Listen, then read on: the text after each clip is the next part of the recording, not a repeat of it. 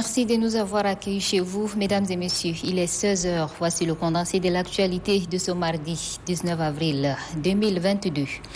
Mais avant tout, sachez que le chef de l'État général Mohamed Idriss Déby Itno va s'adresser à la nation ce soir à 20h. Vous suivrez son message sur les ondes de la radio et télévision nationale et sur le canon de la présidence.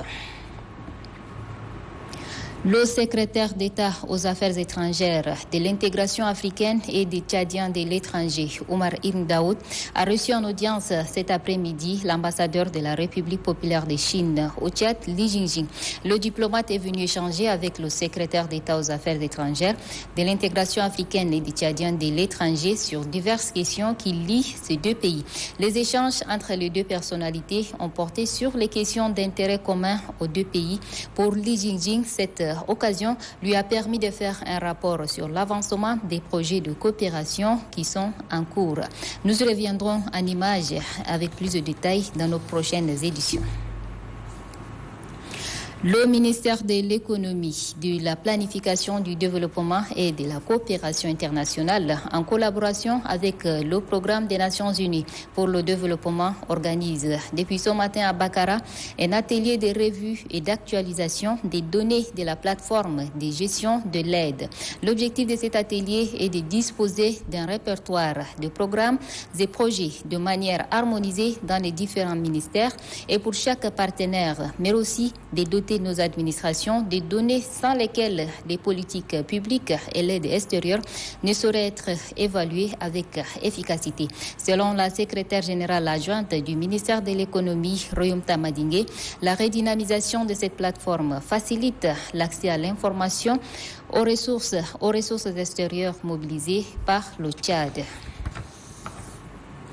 Le point focal du ministère de la Sécurité publique et de l'immigration, contrôleur général de la police, Didam Malandik Talansadi, a officié ce matin un atelier de renforcement des capacités techniques des éléments des forces de sécurité intérieure, FSI, organisé à l'intention des femmes des différentes unités des forces de l'ordre. Cette formation découle de la vision de l'Association pour la promotion des libertés fondamentales au Tchad à travers son projet Action citoyenne pour le renforcement de la gouvernance locale de sécurité au Tchad.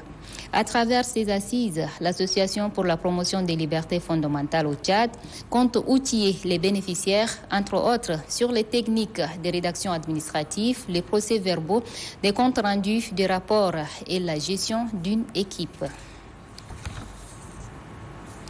Et puis, la triste nouvelle du jour.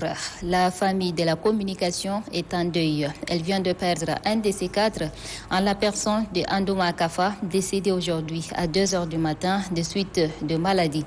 Né le 14 mai 1968 à N'Djamena, Andouma Kafa fut directeur des ressources humaines et de la planification du ministère de la Communication, puis directeur des ressources humaines de l'Office national des radios et télévisions du Tchad, ONRTV. Le dernier poste qu'il a occupé jusqu'au jour de son décès est celui de directeur des ressources humaines de l'Agence tchadienne de presse et d'édition ATPE. Andouma Kafa est technicien supérieur en sciences de l'information documentaire. Que son âme repose en paix.